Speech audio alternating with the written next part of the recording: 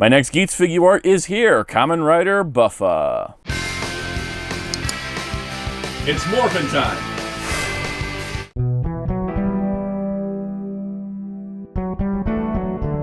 Hello, this is Soundout here, and welcome to my review of the SH Figuarts Kamen Rider Buffa Zombie form from Kamen Rider Geats.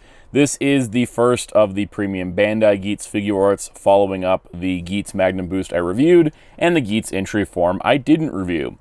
This is, of course, Buffa, who is a major character in the series, and it is unfortunate that he was a premium Bandai exclusive.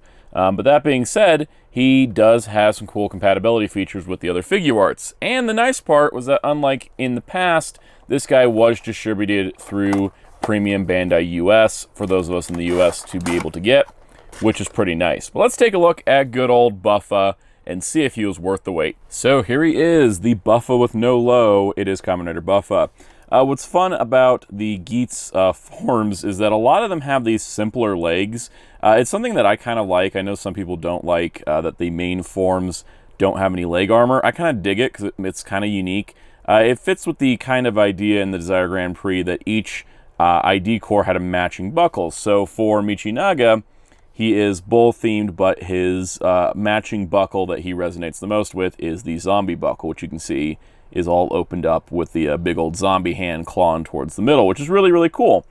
And in general, I just really like the design of the zombie armor. The armor itself here, ignoring the head, is really spiky and cool. There's, of course, this gauntlet on one side with these giant orange claws, which is really fun.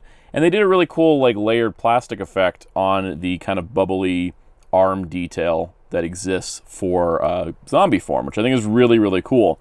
I like the spikes on the shoulders as well. Everything is very pointy. In terms of Buffa's unique head sculpt up here, you can see that he's got, of course, his bull horns, which is really cool. The two eyes there, that remind me of Dark Lugiel from Ultraman Ginga. He's got his hair back here, which luckily there was a piece of plastic film included that went around the neck, so that way it didn't rub to the torso there. But he just looks really cool. I just really like the design. Now with the other Geats, with each of the Geats riders, they actually have a unique feature. Buffa's is his skirt here, which you can see here comes down like this. It's not connected where you think it is, and we'll get to that when we get to form swapping. But it's really cool just to see all the details, and it rendered in a very nice, reflective, metallic-y purple plastic, which I think is really, really cool. Adding to that, in general, I mean, the Geats Figuarts do look really nice. Of course, this guy is Premium Bandai, so you kind of would hope he looked nice, but it's nice to see that he actually turned out looking pretty stellar overall, I'd say. Now, articulation-wise, you can adjust the neck. Of course, it's ball-jointed. It is a little bit more restrictive than some other Figuarts due to the hair in the back there, but you can get a pretty good range of movement. You can get some nice, like, side tilt as well. You can get shoulders that move up. You get a lot of shoulder pads clashing into things, so you can get about that far. It does come forward a little bit and a little bit backward. There is a bit of an adjustment there. You can also twist the bicep. Now, the elbow is severely limited. That's just as far as it goes. It doesn't quite get to 90. And there's no, like, extension in there. It just, that's where it goes. And there's no rotation either. You get a ball joint here, and then with the actual clawed hand, this thumb and then each of the four fingers are articulated, so you can adjust them slightly.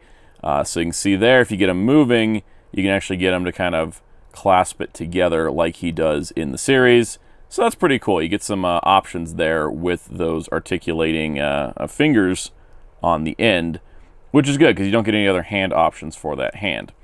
Same thing with this arm over here, except it is just a simply a triple jointed wrist, a little bit blocked up by the design, and the elbow, once again, isn't going to get more than 90. Now, the upper torso's got a ball joint. The whole thing rotates and tilts back and forth, but there is no actual waist swivel.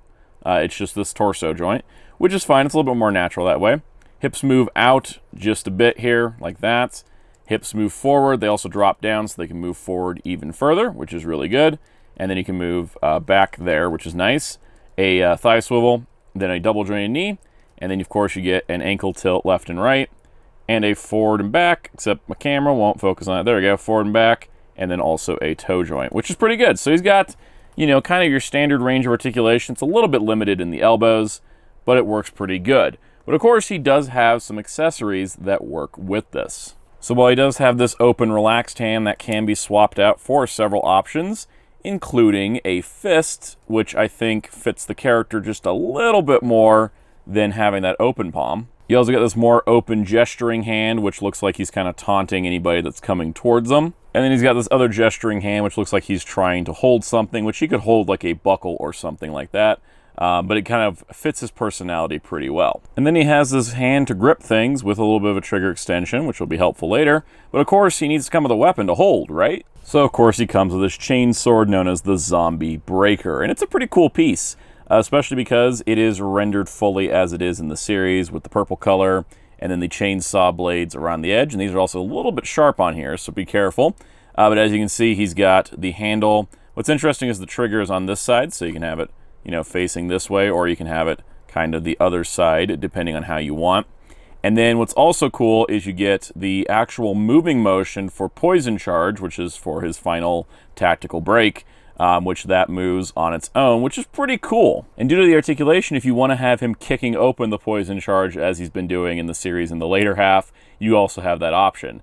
Of note, though, I am totally holding him because he is not balanced this way. But if you wanted to have that display option, it's pretty cool. It's a personality quirk of his. In the beginning of the show, he moved it with his other hand. Towards the second half of the show, he's just been kicking this thing to power it up. So on his own, Buffa's a pretty cool figure. This is his main and primary form, while also being his final form, it seems. It's really kind of strange how long he's used this, but it's been effective in battle. That being said, of course, this guy does have some alternate features if you own other figures in the Geats Figuarts line. So of course, size-wise, Buffa matches to Geats pretty good. They are about the same size, which is good for their cross-compatibility functionality. So while I don't own the entry form figure, because I never will really display anything with it, I don't think, this is going to have some cross-compatibility functionality, and Buffa includes special parts just to facilitate that. So let's take a look at that swapping feature. So we're starting with Buffa because he has some swappability features that are similar to Geats, but I'm going to kind of recap it for those that may not remember. That Geats review was like 6 months ago almost. So first things first, all the buckles do remove from the driver. In this case, it's just one. You can remove, of course, the Buffa's zombie buckle. They also do have the revolve on feature, though we don't have zombie legs as an option in Figuarts currently. But in order to swap out the actual figure, you just pull it in half and it launches the belt. And then now here is my one complaint with this. So if you want to do any form swaps for Buffa, all of them will be inaccurate because the actual skirt is attached to his entry form legs. It's down here connected and there's a special cutout for it. I would have liked to have seen some kind of system, and I think it would have been doable, where the actual belt is a different mold that would have included the skirt to it. So you could take the belt and the skirt and put it on any legs. So for example, if we want to take Buffa and make him zombie boost, you can of course, take Geats apart here and take the boost legs and then also take that boost buckle off of here and then, just line it up with Buffa, put his belt on, plug the boost legs on there, click, pretty simple and easy, and then put the buckle on, and that's great, except you don't have his skirt, so it is a little bit inaccurate. Of course, you can just go, yeah, I'm just going to have zombie boost Buffa without the skirt and not worry about it, or if you want to do some custom modding to attach this to the boost legs, but unfortunately, I do think it's a little bit short-sighted to not have a way to transfer the skirt to any other legs besides the ones he comes with. Because that means that basically Buffa's options for switching forms is incredibly limited if you want to be accurate. But of course, we don't have to be accurate here. This is a toy review, not an official show production. So now going with official combos, you want to pop the head off the top ball joint. Make sure it's the top one, not the lower one. I mean, you could swap that, but it's a lot easier this way. We're going to put the zombie part aside. So if you have entry form, and you want to make Buffa entry form, you're going to need the legs that come with Buffa, plus the belt, minus the zombie buckle. So you got that. And you're going to take the head here, you're going to pop the front plate off, remove the eye plate, and then remove the mouth plate. And then using the included pieces, you're going to put this mouth plate in, which goes over it, to sort of simulate there being no actual mouth plate. Then put the gray eyes on, and then put the little top headpiece back on. So now you got the blank eyes, the blank mouth, and then the blank legs, and then you could attach this with the blank belt to an entry form figure, and then you'd have entry form Buffa. I probably have an image up on the screen of what that looks like, but that's how you would pull that off. But we can always swap this back to what is Zombie. So I think the cool thing is that you do get that option that you can make entry, but again, it's kind of a bummer that because of the lack of swapping options for the skirt, you can't exactly make an accurate Buffa, Zombie Boost or Buffa Magnum. But this figure does come with 2 parts for Geats' head. So if we take Geats' Magnum, which here is I left him like this, we can pop his head off there. You can pull his faceplate off of there, pop the mouth guard as well. If you remove the eye lenses, which are orange, you also get almost the exact same color. It's so close, my camera won't focus on it. There you go. So here's the lenses that came with Magnum, and here's the lenses that came with Zombie. The Zombie is just slightly a higher shade of orange. So we line that up. Of course, the Zombie mouth plate is probably the more unique piece here. So we put the Zombie mouth plate in. If it'll go in, there we go. And then we'll put Geats' face on top of that. So then now you've got the Zombie Geats head. You also want to come around here, pop the back plate off, and remove the scarf, because that is Geats' exclusive piece to all this, is the actual scarf. And then you plug that all back together. So then we'll come around to Zombie. And this is the thing, they made the accommodation for Geats, but not pretty much anybody else, which I think is unfortunate. But there we go, we got that. Pop this on here, boom. Pop Geats' head onto the Zombie torso. Then we're going to take, we're going to have to take these legs. He's going to have to be Zombie Boost Geats. So we'll pull this off, put the thing on here. So yeah, if you want to do straight Zombie, you're going to need the entry form Geats to get the entry form legs. And then pop this on here, and boom, there is Zombie Boost Kamen Rider Geats. So that's pretty cool that you can actually swap it to Geats, because this allows them to do this without having to make a whole separate figure.